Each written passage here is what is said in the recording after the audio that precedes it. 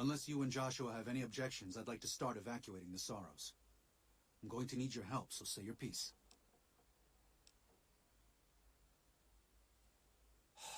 No. Why? Why? Haven't you seen enough of what's going on here to see that the Sorrows don't need to butcher the Whitelegs for a piece of land? What Joshua wants is more than an attack. He wants a slaughter. And he needs more than you and the dead horses to do it. The Sorrows can't be pushed into this. You and Joshua don't have the right to force them into it. Please, consider what I'm saying.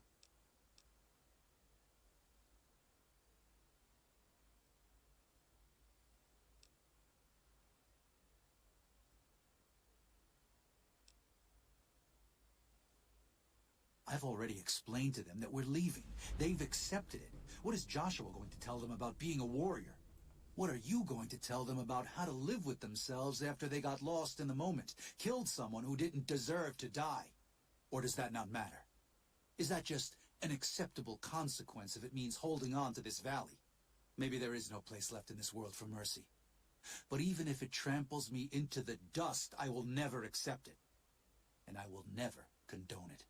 Joshua must be waiting for you.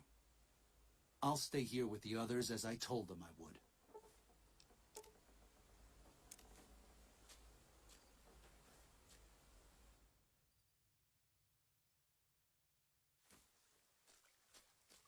Thank you for this.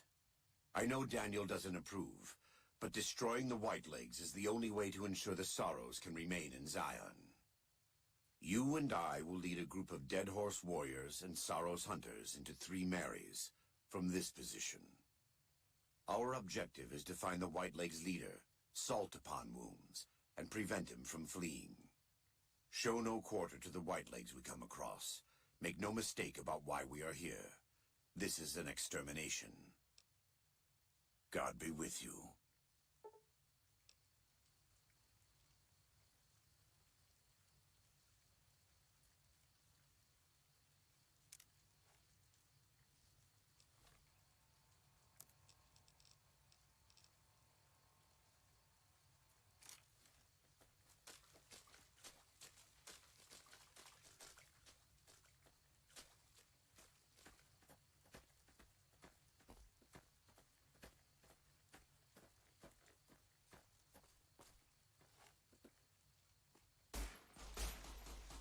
Prepare to meet your maker.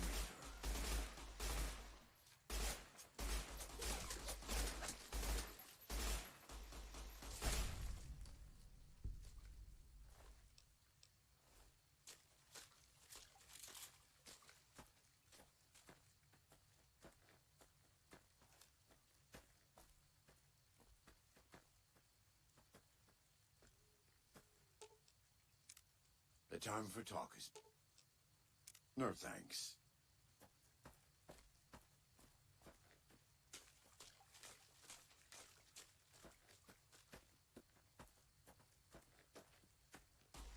Take it!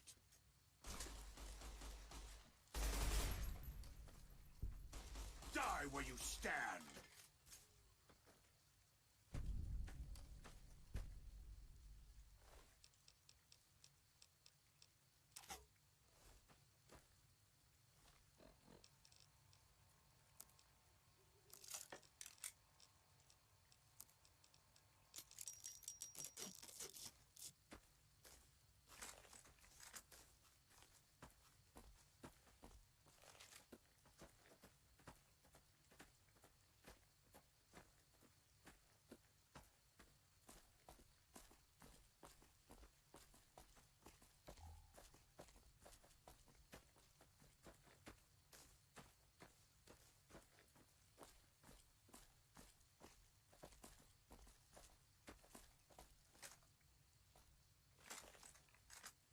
Yes.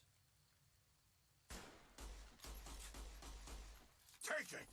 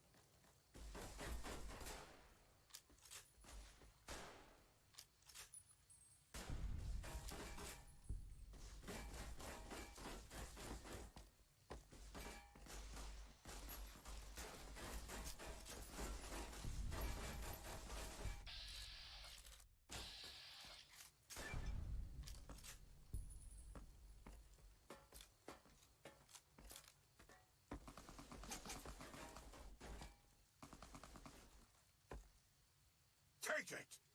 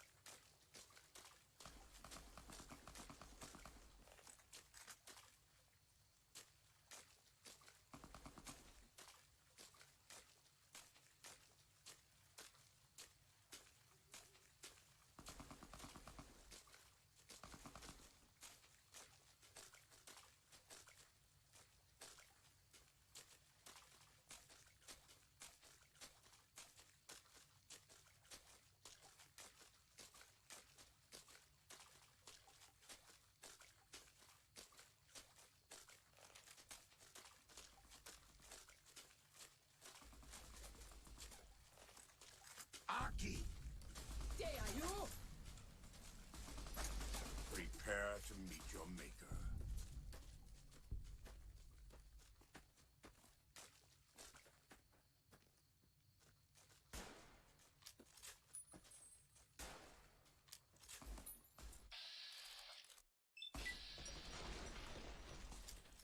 Die where you stand! Aki!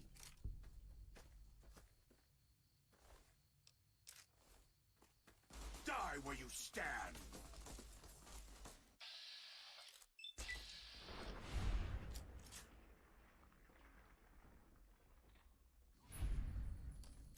Das Oi, urban. dessa fortuba.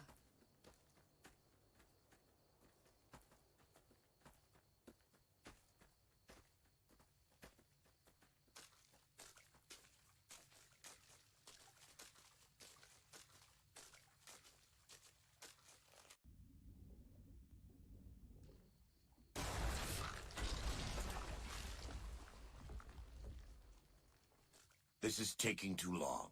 We can't let salt-upon wounds escape. I'm going to find a way around. God willing, we will finish this together.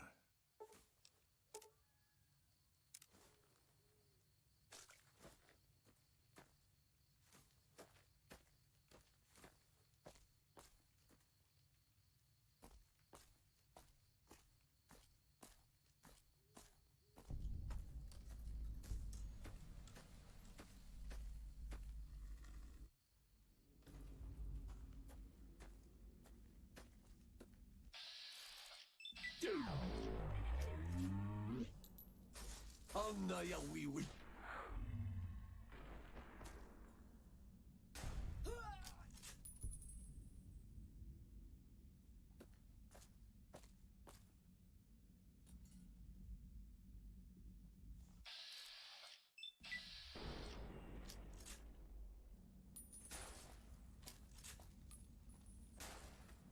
Anna why with you.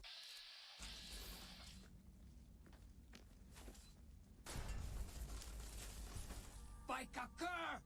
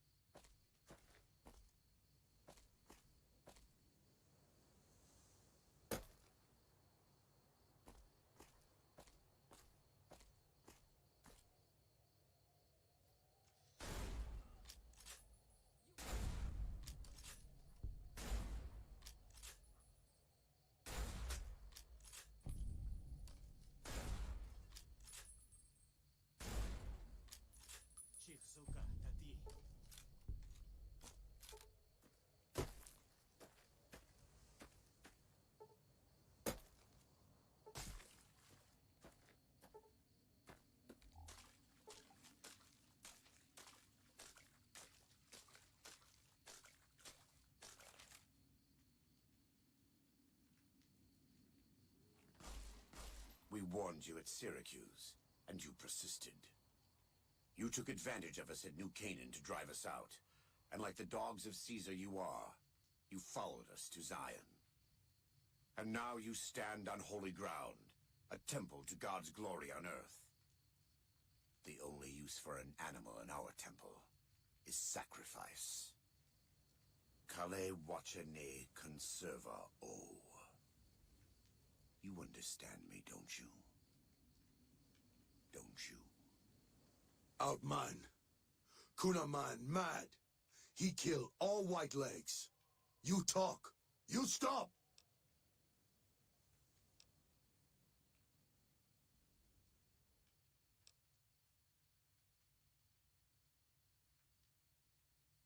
Him hear you. Don't listen to this thing. His cries are those of a mad beast caught in a thicket. He gave no mercy to my family, and I will give none to his.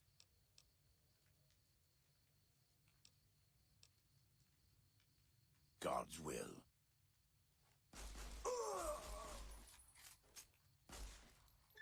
There. That's it. It's finished. When they hear what happened here, the Whitelegs will crawl back to their great Salt Lake. If Caesar doesn't kill them, they'll wither and die like the cursed mongrels they are. Come, let's find Daniel. Tomorrow we'll be here soon, and there is still much work to be done.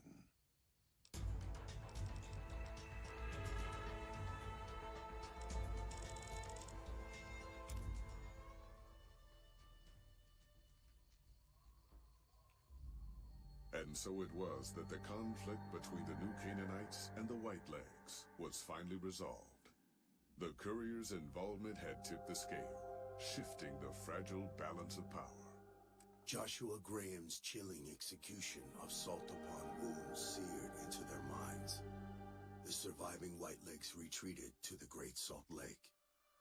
Unable to shake the memory of their brutal defeat and the dead horses' savagery in battle, the Whitelegs feared further reprisals. They fled north, out of Utah, into Wyoming. The wilderness was harsh, and the first winter claimed over half the tribe. When spring came, the survivors parted ways in small bands, and so the Whitelegs died a quiet, ignominious death. The Sorrows fought beside Joshua Graham and the dead horses, eradicating the threat the Whitelegs posed to Zion. Watching as the courier encouraged Joshua Graham to execute salt upon wounds, the Sorrows learned that New Canaan offered no mercy to the wicked. The Sorrows' transformation from a peaceful, timid tribe into a merciless, warlike people broke Daniel's heart. Over time, the Sorrows became ever more ruthless in their dealings, even with each other. Daniel traveled to and fro between the New Canaanites and Zion, continuing to plead for a return to the old ways whenever he visited. Eventually, the Sorrows grew tired of his blather and turned their backs on him.